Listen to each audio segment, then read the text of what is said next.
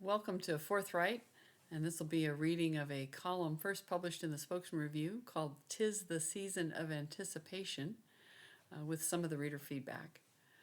Published December 22nd, 2022, as we were heading into the weekend of Christmas. Before the elf on the shelf, before the stories of Santa Claus, Rudolph and his red nose, flying carbon-neutral sleighs and leaving presents under the tree, before the commercial hype and the unrealistic expectations of a perfect photo in a perfect setting with perfectly behaved children, there was Advent, a season of anticipation of the arrival of the Prince of Peace. Heaven knows we could use some peace on earth. On dark and frigid days, whether measured by physical temperature or state of mind, life can feel hopeless. Perhaps it's another good reason the first candle of the 4 candles we light on our Christian Advent wreath symbolizes hope. We hope for the arrival of Jesus Christ, the light of the world. Hope is a necessity to hold on to in the midst of darkness, in a world embroiled in human drama, rancorous argument, and war. The second candle symbolizes peace, not merely the absence of fighting, but the presence of harmony. Anyone who has ever endured the silent treatment from a loved one knows a cold shoulder can cut to the heart like a carefully sharpened knife. It's how cancel culture endangers peace, a greater danger than vigorous debate among people of goodwill. It was 1863 and a lack of seasonally appropriate peace that inspired Henry Wadsworth Longfellow to write Christmas Bells. The poem was first set to music in the 1870s as I heard the bells on Christmas Day. I heard the bells on Christmas Day, their old familiar carols play, and wild and sweet the words repeat of peace on earth, goodwill to men. Peace is good news of great joy for all people, and joy is the third Advent candle. The other 3 candles are the somber purple of royalty, but joy is traditionally pink. The cheerful color recognizes the joyous anticipation of the arrival of the Christ child, a baby named Jesus, but also called Emmanuel, meaning God with us. It's both a comforting and a scary concept. It would be much easier if God stayed somewhere up in the clouds, but God with us, arriving on earth as a baby and knowing our trials and temptations. And yet that is the source of our joy as Christians, to accept the invitation of Jesus Christ to walk with us individually on our journey every day, every hour, not tucked away in a church building to visit once a week. But anticipation is not always joyful.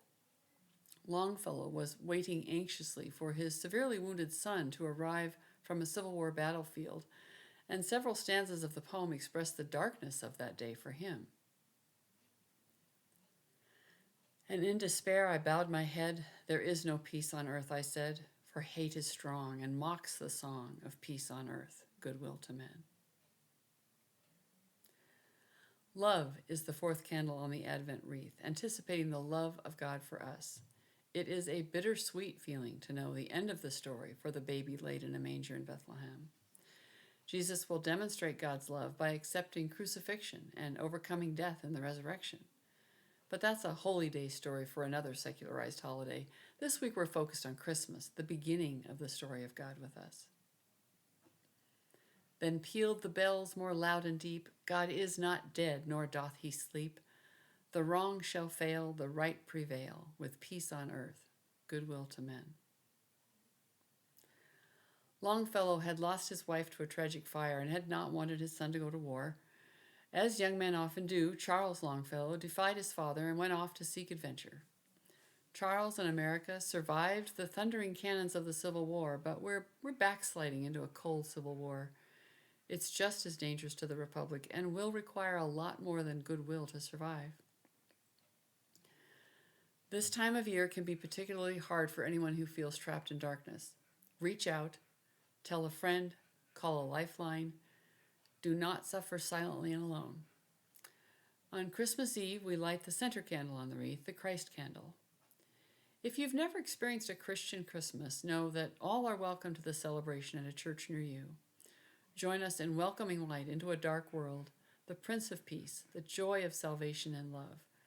Emmanuel, God with us. We're now approaching New Year's Eve as I record this, and I will confidently say that almost every Christian church out there will welcome anyone, any seeker. Some are better at welcoming than others, but all will welcome a seeker. Keep looking.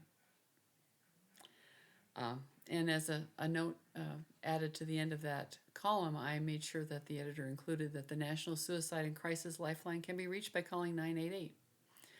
And my emails on this Substack, heck, reach out to me. Reach out to somebody. Don't suffer in silence. Well, the feedback on this column was all positive. I joked with a friend that if there's anyone who was really, really poked by the column, then God was working on them. And they didn't write to me, but God's working on you. I heard from folks who were inspired, who just appreciated reading words of faith in the newspaper. And from Kathy, who had recently suffered losses in her family. She just was so glad that she had the blessed assurance of eternal life. She was touched by the column. From Roger, who said, compliments on your fine Advent sermon. As a retired minister, I appreciate a solid message well presented. You did a fine job, my friend. Thanks. So I appreciate that's high compliments from a minister who has faced the challenge of a weekly sermon, which is something like a weekly column, coming up with a way of looking at the world that you can share with others that will be meaningful to them. And from Jake, an engineer I used to work with, who said, he said nice things about my writing, said, you have a thick hide to absorb the slings and arrows from critics who are often jealous, I think, of your public platform. Just know that you have a lot of support, although rather quiet, but in agreement nonetheless, and with good wishes for a blessed Christmas and a prosperous New Year. And I do appreciate all of that positive feedback. The positive feedback, like from those readers I just quoted, it's part of a shield of faith that God has provided for me to write from a counterculturally Christian perspective in a secular platform. This column was truly led by the Spirit. It's more God and less me. I am honored to have the platform. I'm not bothered by the slings and arrows. I say what I mean, and I mean what I say, and I hope to do it for the glory of God. Thank you for joining me on this Substack recording, and look forward to having you join me more in 2023. Happy New Year.